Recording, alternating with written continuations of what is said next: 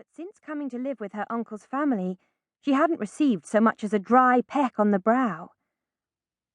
The shameless scapegrace took advantage of her cousin's distraction by dipping his long, tapered fingers into the lacy décolletage of her gown. Alice murmured a half-hearted protest. Catriona rolled her eyes.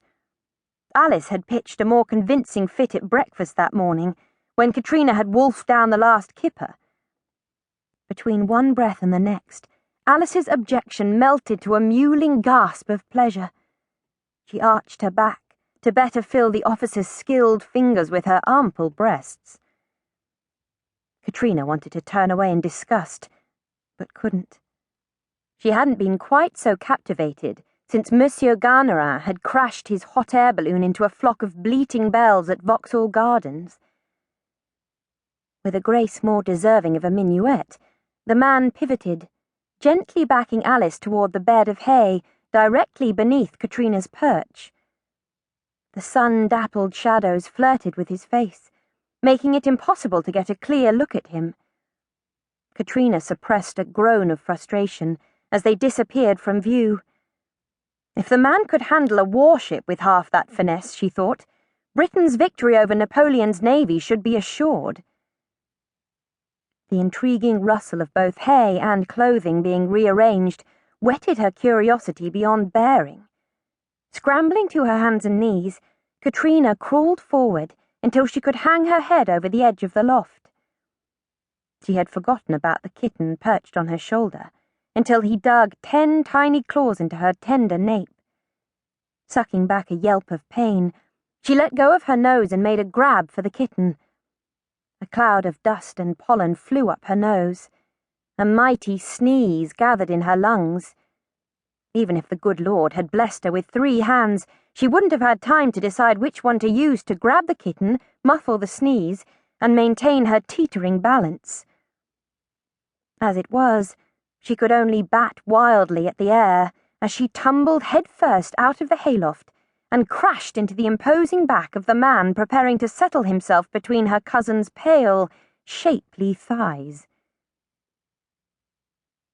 Simon Wescott could feel the hot breath of hell blowing down his neck. It wasn't the first time he'd experienced that particular whiff of brimstone, nor was it likely to be the last.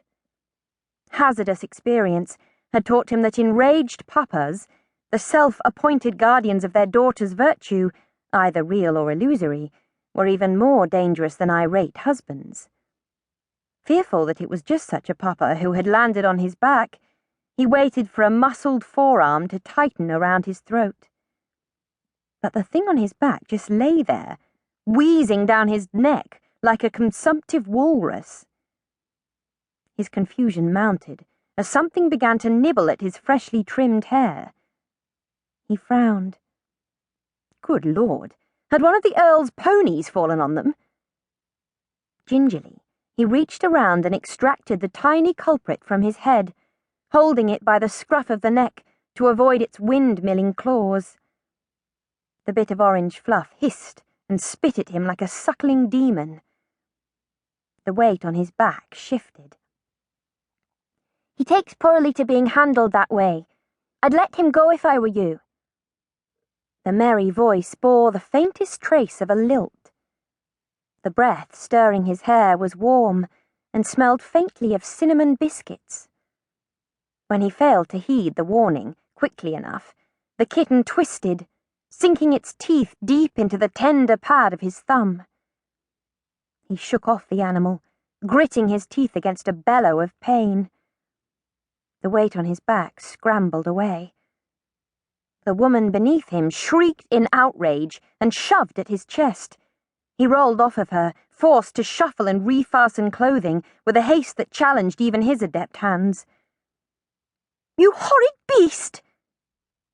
For a dazed moment, Simon thought Alice's hissed denouncement was directed toward him. Jerking up her bodice, she sprang to her feet, her fashionably pallid cheeks blotchy with rage. "You nasty, wretched little troll! How dare you spy on me?" Brushing hay from his breeches, Simon climbed to his feet to discover the object of Alice's